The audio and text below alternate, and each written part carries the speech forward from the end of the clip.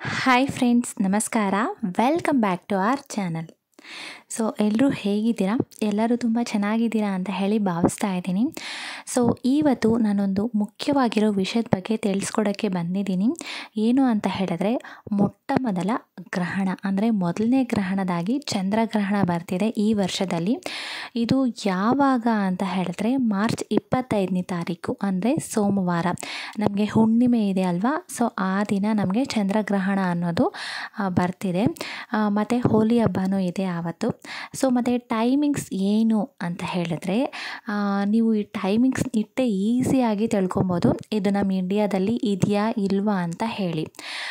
ಮತ್ತು ಗರ್ಭಿಣಿಯರು ನಿಯಮಗಳನ್ನ ಪಾಲಿಸಬೇಕಾ ಬೇಡವಾ ಅನ್ನೋದು ನೀವು ಈ ಟೈಮಿಂಗ್ಸ್ನ ಇಟ್ಟೆ ಈಸಿಯಾಗಿ ತಿಳ್ಕೊಬೋದು. ತುಂಬ ಜನ ಕನ್ಫ್ಯೂಸ್ ಆಗ್ತಿದ್ದಾರೆ ಟೈಮಿಂಗ್ಸ್ನ ಇಟ್ಟು. ಸೊ ಟೈಮಿಂಗ್ಸ್ನ ಕ್ಲಿಯರಾಗಿ ಹೇಳ್ತೀನಿ, ಕೇಳಿಸ್ಕೊಳ್ಳಿ.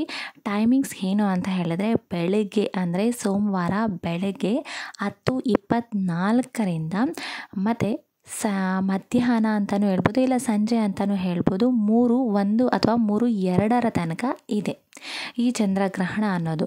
ಸೊ ಬೆಳಗ್ಗೆ ಟೈಮಲ್ಲಿ ಇದು ನಡೆಯೋದ್ರಿಂದ ನಮಗೆ ಭಾರತದಲ್ಲಿ ಈ ಚಂದ್ರಗ್ರಹಣ ಅನ್ನೋದು ಗೋಚರಿಸುವುದಿಲ್ಲ, ಸೊ ನಮಗೆ ಕಾಣಿಸೋದಿಲ್ಲ ಅಂತ ಹೇಳ್ತಿದ್ದಾರೆ. ಮತ್ತು ನಿಮ್ಗೆ ಇನ್ನೊಂದು ಸಂದೇಹ ಶುರುವಾಗ್ಬೋದು.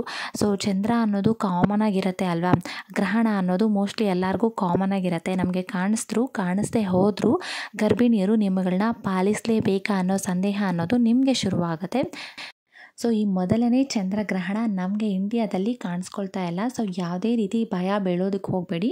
ನೀವು ಆರಾಮಾಗಿ ನಿಮ್ಮ ಡೈಲಿ ಕೆಲಸಗಳನ್ನ ನೀವು ಮಾಡ್ಕೊಬೋದು. ಸೊ ಯಾವುದೇ ರೀತಿ ಭಯ ಬೀಳೋ ಅವಶ್ಯಕತೆ ಇಲ್ಲ. ನಿಮ್ಗೇನಾದರೂ ನಂಬಿಕೆ ಇದ್ದರೆ ನೀವು ಪಾಲನೆ ಮಾಡ್ಕೊಬೋದು ಅಷ್ಟೇ. ಈ ವಿಡಿಯೋ ಇಷ್ಟ ಆಗಿದ್ದರೆ ಲೈಕ್ ಮಾಡ್ಕೊಳ್ಳಿ, ಚಾನಲ್ಗೆ ಸಬ್ಸ್ಕ್ರೈಬ್ ಮಾಡಿಕೊಂಡು ಬೆಲ್ ಐಕಾನ್ನ ಕ್ಲಿಕ್ ಮಾಡಿ. Thank you.